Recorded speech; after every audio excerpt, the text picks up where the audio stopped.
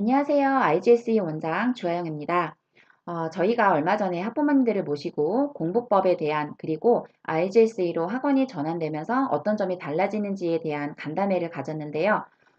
많은 분들께서 시간적 여유가 되지 않으셔서 참여를 못하셨고 안타까운 마음에 이렇게 동영상을 준비하게 되었습니다.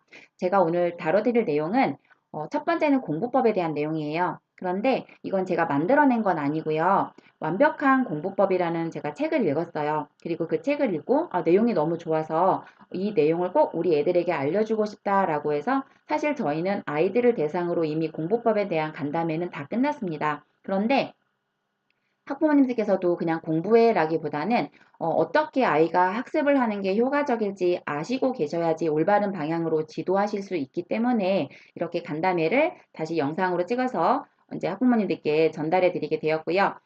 첫 번째로 제가 말씀드리고 싶은 거는 말 그대로 공부법이에요. 이 완벽한 공부법이라는 책에서 제가 발췌한 내용들이고요. 이렇게 많은 내용을 전달해 드릴 건데 빨리 훑어가면서 전달해 드릴 거니까 어머니께서 필요하신 내용은 조금 필기해 보시는 것도 좋을 것 같습니다. 자, 첫 번째로 제가 묻고 싶은 건 이거예요. 공부는 왜 해야 할까요? 사실 제가 이제 간담회에서 저희 아이들한테 공부를 왜 해야 될까요? 라고 할 때 가장 많이 답변이 엄마가 시켜서였어요. 엄마가 시켜서. 그리고 어떤 기특한 몇몇 학생들은 나중에 고생 안 하려고, 그리고 어떤 친구는 먹고 살아야 되니까 뭐 여러 가지 이제 답변을 했는데요. 사실 공부는요, 원하는 결과를 얻기 위해서 내가 배우고 익히는 게 공부예요. 중학교 2학년 도덕 교과서에 이렇게 명시가 되어 있어요. 그런데 저희 나라 특성이 조금 이제 이거죠. 공부하면 딱 시험, 그리고 입시, 이렇게 연결되다 보니까 많은 친구들이 공부는 무조건 나는 시험을 봐야 되고 시험을 잘 봐야 되는 거야 라는 약간 강박관념을 갖고 있고 그래서 공부에 대해서 약간 부정적인 생각이 자리 잡은 것 같아요. 하지만 엄격히 말하면 공부란 거는 원하는 결과를 위해서 저희가 배우고 익히는 겁니다. 그리고 제가 아이들에게도 계속 강조해주고 있는 부분이 이 부분인 거고요. 자, 입시가 굉장히 이제 뒤치락 엎치락 하죠. 너무 많이 변화가 있다 보니까는 정말 정신을 저도 못 차릴 정도인데, 공교육에서는 조금 이제 아이들이 스트레스 없이 그렇게 지낼 수 있게 해주겠다는 방향으로 지금 가고 있어요. 물론 의도가 좋긴 해요. 하지만 공부가 가장 필요한 시기가 저는 지금이라고 생각을 해요. 왜냐면 이제 저희가 4차 산업혁명이라는 말을 많이 하죠. 그런데 사실 이거는 저희 나라에서 사용하는 용어이고요. 전 세계적으로는 기하급수적 변화의 시대이다라고 말을 해요. 즉, 어제 나왔던 신기술이 금방 사라져버리고 또 다른 기술이 나오고 또 다른 변화가 나오고 그래서 변화가 너무 빨라서 그거를 쫓아가는 것 자체가 너무 정신이 없을 정도인데 이런 시대이기 때문에 많은 직업들이 사라지고 있고 전혀 생각지도 못한 직업들이 바로바로 나오고 있죠. 그래서 예전 같으면은 이제 장인의 정신으로 하나의 직업을 가지고 평생 살아간다라고 하지만은 지금은 그것이 불가한 시대입니다. 그래서 직업을 바꿀 때 제일 먼저 해야 되는 게 뭐죠? 맞아요. 공부입니다. 그래서 아이들에게도 제가 이 부분을 많이 설명을 해줬어요. 공부라는 거는 학교 시험을 보기 위해서가 아니라 너희들이 계속해서 무언가 변화에 맞춰서 변화하기 위해서 해야 되는 부분이 바로 공부인 거라고. 그리고 그렇기 때문에 공부에 대해서 너무 부정적인 생각을 가져서는 안 된다.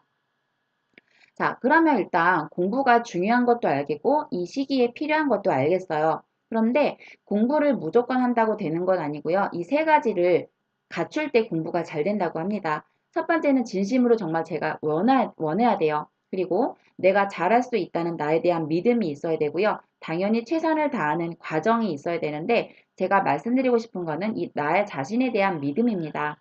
사람이 믿는 대로 된다고 하잖아요. 그런데 저희가 갖고 있는 사고 방식에 따라서 이 믿음에 대한 결과가 많이 달라진다고 해요. 첫 번째로 이제 제가 말씀드리고 싶은 거는 고정형 사고 방식인데요. 먼저 말씀드리면 이 두 가지 사고 방식을 하나씩만 갖고 있는 사람은 없어요. 예를 들어서 나는 전부 성장형 사고 방식을 갖고 있거나 나는 전부 고정형 사고 방식을 갖고 있는 건 아니고요. 어떤 영역에서는 고정형, 어떤 영역에서는 성장형 사고 방식을 갖고 있어요. 그런데 이 고정형 사고방식 같은 경우는 지능과 성격이 고정되어 있고 내가 실패를 하면은 나의 그 존재 자체의 위협을 느껴요. 그리고 노력을 해도 안 된다고 생각을 하기 때문에 노력의 가치를 약간 깎아내리는 경향이 있고요. 비판을 받으면 내 어떤 그 행동에 대한 그 비판이 아니라 나의 존재에 대한 비판이라 생각해서 굉장히 상처를 잘 입어요. 근데 성장형 사고방식은 지능과 성장이 변할 수 있다고 믿고 실패를 통해서 더 많은 것을 배우고 성장을 할 수 있으며 당연히 노력하면 성공은 몰라도 성장은 따라온다고 믿고요. 비판을 통해서 내가 성장하고 개선된다고 믿기 때문에 비판에 대해서 굉장히 민감한 그런 반응을 보이지 않는다고 해요. 그래서 가능하다면 성장형 사고방식을 아이들이 갖고 그리고 자신의 실패나 어떤 실수에 대해서 조금 유연하게 행동할 수 있는 그런 방향으로 이끌어 주시면 좋거든요. 그러면 우리가 성장형 사고방식이 좋은 건 알겠어. 그럼 이제 이 사고방식을 갖기 위해서 어떻게 해야 되냐 이거예요. 첫 번째는 과학적 사실을 믿으면 돼요. 과학자들이 어떤 실험을 통해서 하나의 결과를 얻어냈고요. 그 결과를 통해서 뇌의 가소성이라는 이론을 성립했어요. 그런데 이 뇌의 가소성이라는 거는 결론적으로 말씀드리면 뇌가 변한다는 거예요. 이건 과학적 사실이 밝혀진 내용인데요. 그 실험이 어떤 실험이었냐면은 런던의 택시 기사들은요. 다른 일반인들보다 뇌의 해마, 즉 뒷부분이 굉장히 발달되어 있거든요. 그런데 저희 같으면 아 그냥 그런가 보다라고 생각을 했는데 과학자들은 그게 궁금했던 거예요. 저 사람들은 왜 그렇게 다른 사람들보다 뇌의 뒤쪽이 많이 발달해 있지? 왜 그쪽이 유난히 큰 거지? 궁금해서 실험을 했어요. 음, 이제 세 부류로 그룹을 나눴어요. 첫 번째는 일반인, 그리고 두 번째는 택시 기사가 되기 위해서 이제 운전면허 시험을 준비하는 사람들, 그리고 세 번째는 택시 기사들, 기존에 지금 운전을 하고 계신 택시 기사들, 이 세 분을 뇌를 이제 스캔을 한 거죠. 그래서 뇌의 모양을 먼저 봤어요. 그리고 4년 후에 다시 그 사람들을 모아서 다시 뇌를 스캔했는데 엄청난 변화가 일어났어요. 일반인들은 큰 변화가 없었고요. 운전기사 시험을 준비했는데 그 떨어진 사람들이었거든요. 두 번째 그룹이. 그 사람들도 뇌에 큰 변화가 없었어요. 운전면허 공부를 열심히 하긴 했지만 떨어진 사람들이에요. 세 번째는 운전면허 시험을 붙은 사람들, 즉, 운전면허 시험을 붙어서 운전기사가 된 사람들, 이 사람들의 4년 동안의 이제 변화된 뇌를 봤을 때 첫 번째, 두 번째 그룹은 전혀 변화가 없었지만 세 번째 운전기사가 되어서 활동했던 사람들의 뇌는요, 신기하게 뇌의 뒷부분이 커진 거예요. 그래서, 이게 뇌가 변하는 사람들이 그러니까 뇌가 원래 이 뒤쪽이 좀 발달한 사람들이 커진 건지 아니면 이 사람들이 택시 기사를 해서 이렇게 뇌가 변한 건지 한번 그거를 알아보자라고 해서 기존 택시 기사들과 그리고 이제 그 신입 택시 기사들을 봤더니 오래된 택시 기사들의 뇌일수록 그 뒷부분이 더 발달을 한 거예요. 그래서 이 과학자들이 밝혀낸 사실은 내가 특정 어떤 영역을 쓰면은 뇌의 그 부분이 발달하고 커지는구나. 이렇게 결론을 내린 거죠. 근데 왜 하필 택시 기사들이었냐면요. 런던의 거리는 굉장히 복잡하다고 그래요. 지금 물론 내비가 나와 있으니까 좀 편하겠지만 예전에는 런던에서 택시 기사가 되기 위해서는요. 2만 5천 개의 길을 모두 외워야 돼요. 근데 2만 5천 개의 길 외울 수 있다 이거예요. 근데 문제는 런던의 도로가 세계적인 도시에 비해서 굉장히 복잡하고 일방통행 그리고 막힌 길이 많아요. 그래서 다른 택시 기사들보다 운전면허 그러니까 택시 면허증을 따는 것 자체가 굉장히 힘들고요. 더 쇼킹한 사건은 그렇게 힘들게 무슨 수능도 아니고 준비를 해서 택시 기사가 되면요. 연봉이 1억이에요. 그만큼 어려운 직업인 거예요. 그리고 일단 되기만 하면은 택시 기사의 뇌가 이렇게 변화한다는 거죠. 왜? 그 많은 길들을 내 머릿속에 다 넣어야 되기 때문에 끊임없이 머리를 쓸 수밖에 없는 거죠. 이렇게 실험 결과로 뇌가 변할 수 있다는 사실이 밝혀졌고요. 이게 바로 뇌의 가소성이에요. 그렇기 때문에 성장형 사고방식을 갖는다는 건 어려운 일은 아니에요. 그냥 우리 뇌가 변한다는 그 사실을 받아들이면 돼요. 그리고 내가 노력하면 노력할수록 내 뇌가 달라진다는 거, 기정사실인 거죠. 자, 그리고 두 번째는요, 나에 대해서 아는 것이 중요해요. 이제 저희가 메타인지라는 거 굉장히 화두가 되어서 많이 얘기가 나왔었는데 메타인지는 결론적으로 말하면 내가 아는 것과 모르는 것을 구별해낸 능력인데요. 이것도 마찬가지로 실험을 통해서 알아낸 사실이 상위 0.1% 학생들과 일반 학생들의 뇌는 큰 차이가 없대요. 즉, 뭐 0.1%가 뇌가 뭐 엄청 머리가 좋아서 이 친구들이 머리가 너무 좋기 때문에 공부를 잘하는 게 아니라 다른 친구들에 비해서 메타인지 능력이 높대요. 즉, 나에 대한 인지가 굉장히 빠르다는 거죠. 그러다 보니까는 똑같이 공부를 할 때 전략적으로 공부를 할 수 있는 거. 왜? 내가 약한 부분을 내가 알고 있기 때문에. 그래서 이 메타인지를 높이는 것도 마찬가지로 성장형 사고방식을 갖는데 큰 도움을 준다고 합니다. 자, 퀴즈를 하나 드릴게요. 다음 중 가장 효과적인 학습 방법은 무엇일까요? 첫 번째 반복 읽기, 두 번째 시험 보기, 세 번째 강의 듣기. 음. 자, 마음속으로 하나 점 찍으셨죠? 자, 답은요, 뒤에서 밝혀드립니다. 자, 일단은 공부를 하는 데 있어서 꼭 알고 계셔야 되는 게요. 어렵게 외워야 돼요. 어렵게 외워야지만 장기 기억으로 넘어가요. 가끔 이런 친구들이 있어요. 기억력 굉장히 좋거든요. 순간 기억력, 단기 기억이죠. 학원 들어오기 전에 단어 30개를 후딱 외우고 들어와요. 그래서 학원에 와서 시험을 딱 봐요. 그리고 나서 그 다음날 되면 다 까먹어요. 그런 친구들은 결론적으로는 어렵게 외우지 않았거든요. 그래서 오래 기억을 못해요. 그런데 어렵게 외워야지만 오래 기억을 할 수가 있어요. 즉, 나의 지식이 된다는 거죠. 그런 면에서 가장 좋은 학습법은요, 시험이에요. 아까 제가 말씀드렸죠.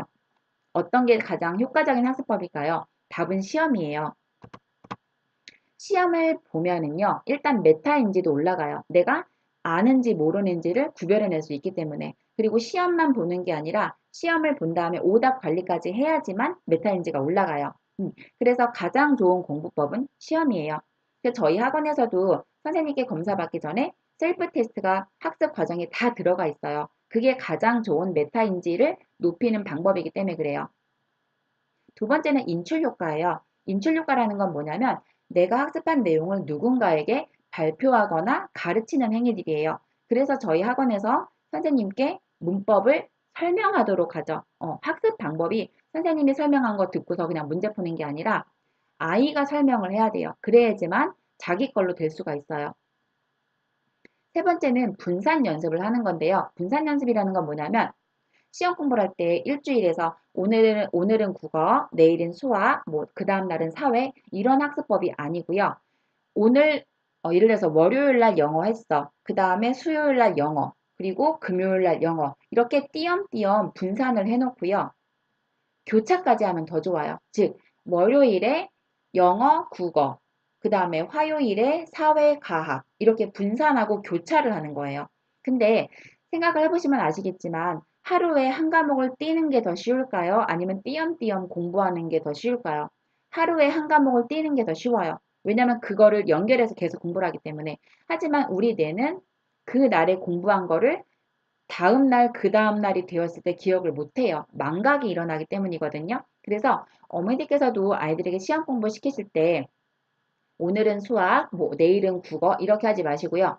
오늘 수학, 국어, 내일 사회, 뭐 도덕, 그 다음에 다시 수학, 국어 이런 식으로 교차를 하고 분산을 시켜서 학습을 시켜주시는 게 훨씬 더 효과적이라는 거죠. 자, 그리고 마지막으로 강의 듣기와 반복 읽기는 ineffective예요. 즉 효과가 없어요. 효과가 없다고? 놀라셨죠? 강의 듣기와 반복 읽기는요. 이해를 돕는 활동이지 나의 기억력에 오래 머물게 하는 학습법은 아니에요. 그래서 강의를 듣고 반복 읽으면서 나를 이해시켰으면은 시험을 보고 누군가를 가르치거나 설명하고 분산하고 교차해서 학습을 해야지만 나의 공부로 나의 것이 되는 거죠. 즉, 체화가 된다는 거예요. 그래서 강의 듣기와 반복 읽기는 그게 효과적인 학습법은 아닙니다. 특히 강의 듣기. 강의 들을 때 저희 뇌는요, TV를 보는 수준에 그쳐요.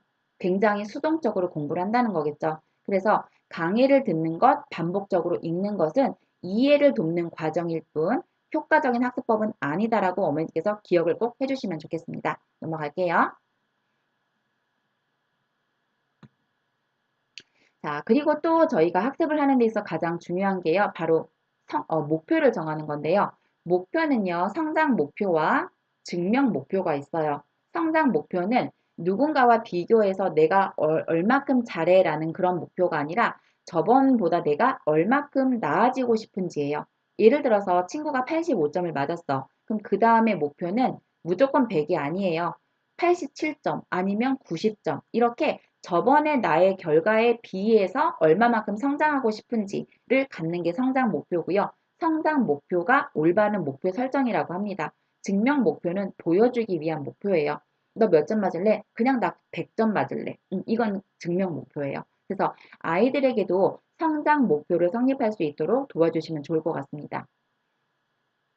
자, 지금부터 영어 얘기를 좀 해볼게요. 영어는 누가 배우죠? 영어를 배우는 사람이 외국인인가요? 아니에요. 한국 사람이에요. 그게 바로 가장 중요한 포인트예요. 제가 어머니들께 많이 말씀을 드리죠. 유학을 보내실 거면은 조금 달라요. 그냥 내가 유학을 보낼 거다. 난 유학을 준비하고 있다라고 하면은 지금 제가 말씀드리는 학습법이 맞지 않을 수 있어요. 하지만 내가 한국에서 공부를 하고 한국에서 영어를 해보고 싶다라고 하신다면은 지금 학습법이 맞습니다. 영어 학습자는요, 한국 사람이에요. 한국 사람은 한국말을 잘해요. 즉, 모국어 세팅이 이미 끝난 상태입니다. 그렇기 때문에 한국 사람이 갑자기 저희가 한국말 하는 것처럼 영어를 갑자기 한다. 저희가 한동안 붐이 일었죠. 영어 뇌. 영어 뇌라는 건 없어요. 한국 뇌가 이미 있기 때문에. 그럼 영어 뇌는 어떻게 생성할 수 있냐? 유학을 보내셔야 돼요. 아니면 아이가 아주 어릴 때 계속 영어에 노출해서 하루에 6시간에서 8시간 영어에 노출해주면 영어 뇌가 될 수 있어요. 그런데 그렇게 해주지 못한다면 영어 뇌를 그냥 만들 수는 없습니다. 그게 바로 포인트예요. 자, 그래서 영역별로 말씀드리면 일단 영어 읽기를 하시려면 문법과 단어가 필수예요. 단어 모르고 문법 안 되는데 영어 읽기 한다? 거짓말입니다. 문법 공부, 문법 규칙 이해하고 암기해야 돼요. 그리고 내가 문장도 만들어 보고 문장을 외워야 돼요. 단어 외워야 돼요. 이거는 다 어쩔 수가 없는 팩트예요. 리스닝. 우리가 그러죠. 많이 들으면 귀가 뚫린다고요. 안 뚫려요, 어머니. 예를 들어서 제가 의학 용어를 모르는데요. 제가 만약에 의학 드라마를 봐요. 그럼 그 사람들이 하는 일반적인 대화는 제가 다 들려요. 그런데 그들이 예를 들어 수술실에 들어가서 막 말을 해요. 그러면 저 그 얘기 하나도 못 알아들어요. 왜? 저 의학 용어를 모르거든요. 한국말 의학 용어도 모르지만 영어로 된 의학 용어 저 몰라요. 그러면 그 듣기가 의미가 전달이 되냐? 안 돼요. 그거는 제가 뭐만 하고 있냐면요. 음성 영어 소리만 듣고 있어요. 전 소리만 듣고 있지 의미로 전환이 안 돼요. 그렇기 때문에 영어 듣기를 하려면요. 당연히 어휘가 받침이 돼야 되고요. 배경 지식이 있어야 되고요. 문장 이해 능력, 즉 독해력이 있어야 돼요. 문장을 들었는데 그 문장이 어떤 뜻인지 모르면 저 그거 의미 이해 못해요. 그렇기 때문에 무조건 많이 들으면 귀가 뚫린다? 아닙니다. 알아야지만 들립니다. 이해되셨죠? 자, 그러면 영어 읽기, 문법 공부, 단어 어떻게 하면 조금 더 효율적인지 말씀해 드릴게요. 자, 일단 영어 읽기는요. 영어 어순이 한국말 어순과 다르다는 거를 아이들이 분명하게 알아야 돼요. 그래서 영어를 보는 그 문장을 저희가 한국말 어순으로 배열을 해가면서 해석을 할 수 있어야 돼요. 그게 첫 번째예요. 문법 공부는요. 내가 문법을 알았다고 끝나는 게 아니에요. 제가 아까 저희 그 문법 학습법 설명드렸죠. 문법을 설명할 수 있어야 돼요. 내가 누군가에게 설명한다는 건 내가 그거 100% 이해하고 있다는 거거든요. 그래서 배운 문법은 누군가에게 꼭 설명해 봐야 되고요. 그 설명을 통해서 완벽하게 나의 것으로 만든 다음에 응용을 하면서 문장을 만들어 봐야 돼요. 즉, 문장에서 그 문법이 어떻게 녹아드는지를 꼭 알아야 돼요. 세 번째 단어, 효율적으로 암기하는 법이 있습니다. 바로 파닉스예요. 저희 학원에서 제가 가장 많이 중요시하게 여기는 게 바로 파닉스인데요. 파닉스를 모르면 저희 어린 시절에 단어 외우듯이 그렇게 외워요. 예를 들어서 dark, D-A-R-K 이렇게 외우죠. 근데 그렇게 외울 필요가 없어요. 왜? AR이라는 거는요. 밖으로 내뱉는 R이라는 소리거든요. R 이 소리만 알면 단어에 넣으면 돼요. dark, star 이렇게 해서 AR을 그냥 스펠링을 외울 필요가 없는 거죠. 그 다음 ERIR은요. 안으로 들어가는 얼 소리예요. 얼. 이것도 heart, swimmer, bird 이렇게 이거를 알면 돼요. OU랑 OW는 늑대 소리예요. 아우라고 하거든요. house, mouse, proud. Y는 단어 끝에서 E나 I 소리가 나요. 그러면 dry, easy, candy. 즉, 아이가 파닉스의 그 법칙들을 제대로만 알고 있다면요. 단어 스펠링 외우는 건 일도 아니에요. 그러니까 파닉스를 모르는 친구들은 단어 뜻도 외워야 되고요. 발음도 외워야 되고요. 스펠링도 외워야 돼요. 하지만 파닉스가 되는 애들은요. 스펠링을 외울 필요가 없는 거예요. 그냥 발음하고 뜻만 외워버리면 돼요. 훨씬 효과적이겠죠. 그러니까 파닉스가 잘 되는 애들이 언제 빛을 발하냐? 많은 양의 단어를 암기해야 될 때 그때 빛을 발해요. 그래서 이렇게 효과적으로 외울 수 있습니다. 자, 한국말과 영어에 대한 차이점을 좀 설명을 드리면요. 한국 사람이 한국말을 할 때는요. 일단 멘털리즈가 일어나요. 멘털리즈라는 건 내 머릿속에서 뭔가 떠오르는 거. 예를 들어서 뭐 배고프다. 이런 게 이제 떠올라요. 그러면 한국말로 뭐라 그래요? 배고파. 라고 말을 해요. 그리고 현실 세계에 그걸 반영해서 무언가를 먹겠죠. 그런데 한국 사람이 영어를 말하려고 할 때는요. 한 단계가 더 들어가요. 일단 멘털리즈가 일어나요. 배고픈 거죠? 한국말로 머릿속에 떠올라요. 배고파. 그 다음 영어로 말하죠. I'm hungry, I'm starving. 이런 식으로 말을 해요. 그럼 현실 세계에서 만약에 친구가 있다면, I'm very hungry. 뭐, shall we go somewhere to eat something? 이런 식으로 내가 이제 영어로 문장을 말하면서 현실 세계에서 일어나는 거죠. 그렇기 때문에 결론적으로 말하면 한국 사람이 영어를 말할 때는요, 이 한국어와 영어를 빨리빨리 바꾸는 이 영역이 필요해요. 그리고 그 영역이 바로 영작인 거고, 그 영작을 제대로 하기 위해서는 문법도 잘 돼야 되고, 어휘도 잘 돼야 되는 거겠죠. 자, 지금 이제부터 공부를 좀 해보실 건데요.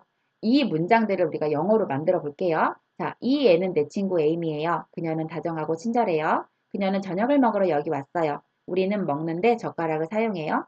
나는 그녀가 그것들을 사용하도록 도와줘요. 그녀는 접시 위에 그 고기를 집어 올려요. 자, 한국말은 주어가 가장 앞에 나오고요. 동사가 맨 뒤에 나와요. 그래서 한국말은 끝까지 들어봐야 한다고 하죠. 자, 이거를 제가 영어 어순으로 배열을 하면서 영작하는 걸 보여드릴게요. 자, 이해는 내 친구예요 라를 어떻게 바꿨죠? 이해는 입니다. 나의 친구 Amy. This is my friend Amy. 그녀는 다정하고 친절해요가 그녀는 해요, 다정하고 친절한 상태. She is friendly and kind. 그녀는 여기에 저녁을 먹으러 왔어요를 어떻게 바꿨죠? 그녀는 왔어요. 여기에 저녁을 먹으러. She came here to have dinner. 우리는 먹는데 젓가락을 사용해요. 이거를 우리는 사용해요. 젓가락을 먹는데 We use chopsticks to eat.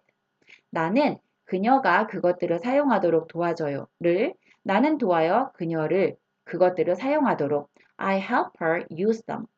그녀는 접시 위에 그 고기를 집어 올려요.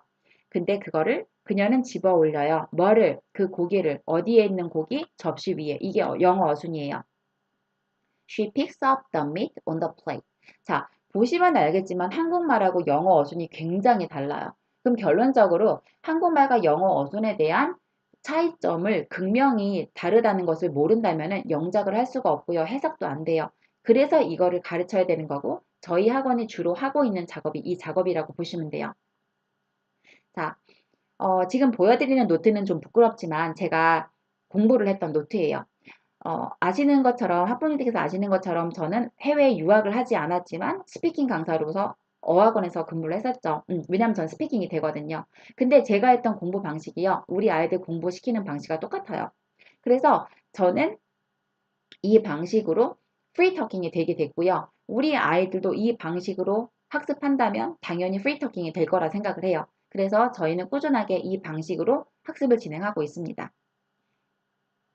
자, 정리를 해드리면요. 최고의 훈련법. 이건 제가 알려드리는 학습법이 아니라, 그 최고의 공부법이라는, 완벽한 공부법. 제가 헷갈렸네요. 완벽한 공부법이라는 책에서 제가 발췌한 내용이에요. 제가 발췌하게 된 거는요. 제가 이미 아이들을 시키고 있는데, 그 책에서도 전문가들이 이렇게 추천을 하시더라고요. 일단은 첫 번째, 한국어를 읽고 영어로 말해보라는 거예요. 내가 한국어를 영어로 바꿀 수 있는지 시험. 아까 말씀드렸죠? 시험 보는 거 좋은 학습법이다. 그 다음에 올바른 문장과 내가 말한 거를 한번 비교해 보세요. 그래서 내가 틀린 거, 오답. 그쵸? 그 다음에 내가 틀렸으면 맞게 지독하게 외워야 돼요. 외워야 돼요. 답 없습니다. 그렇게 외운 다음에 뭐를 하냐? 한국어 문장을 눈으로 보자마자 영어로 말하기. 제가 아까 보여드린 이 노트 있죠? 저는 한국말을 왼쪽에 쓰고요. 영어를 오른쪽에 써요. 왜냐면은요, 이렇게 제가 먼저 저 혼자서 셀프 테스트를 보고요. 답을 맞춰봐요.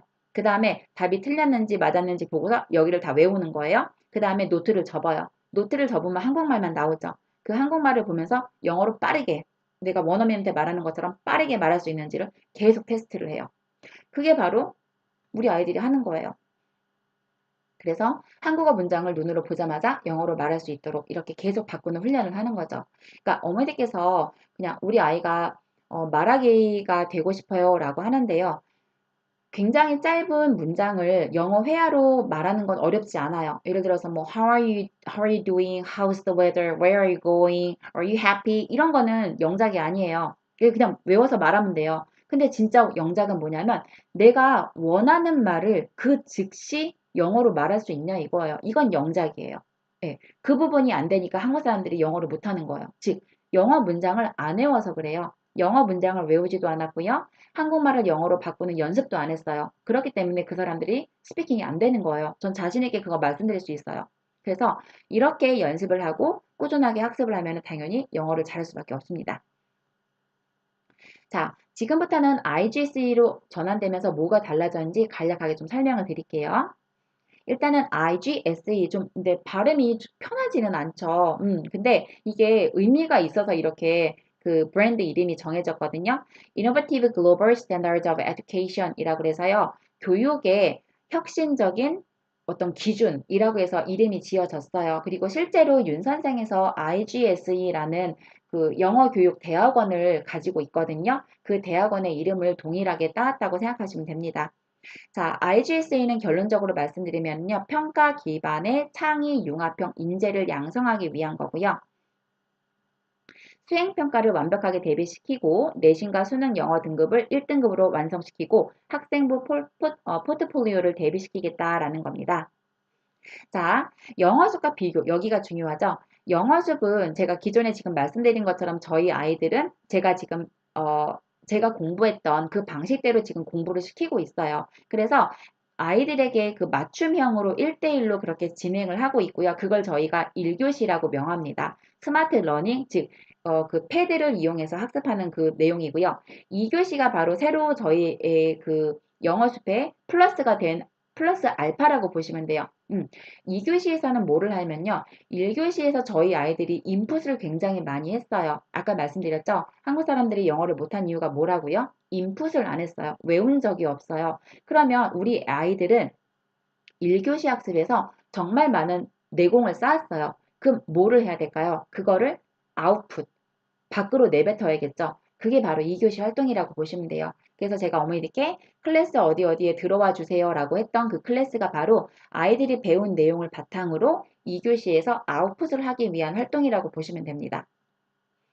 자, 그래서 1교시에서는요, 영어 내공을 쌓는 인풋 학습, 그리고 2교시에서는요, 자기가 학습한 내용을 밖으로 표출하는 아웃풋 활동, 즉 서술형, 수행평가, 그리고 포트폴리오를 준비하는 스피킹, 라이팅 수업이 주로 들어간다고 보시면 됩니다. 그래서 정리를 해드리면은 윤 선생 영어 수비 가장 잘하던 것은 인풋이었어요. 안으로 넣는 내공 쌓는 활동. 거기에다가 흥미도를 높여주고 수행평가를 준비하는 2교시가 플러스 됐다는 게 차이점입니다. 자, 여기까지 제가 지금 바쁘게 좀 준비를 한 내용을 지금 말씀을 해드렸는데요. 조금이나마 도움이 되셨으면 좋을 것 같고요. 다음 간담회도 또 준비할 거예요. 그래서 간담회 준비되면은 가능하시면 학원으로 방문하셔서 저랑 좀 소통해 주시고요. 이렇게 방문이 어려우실 경우에는 또 영상을 찍어 드릴 테니까 영상을 통해서 정보 얻어 가시기를 바라겠습니다. 자, 그 강의 들으시느라 너무 고생하셨고요. 다음에 또 뵐게요. 바이바이.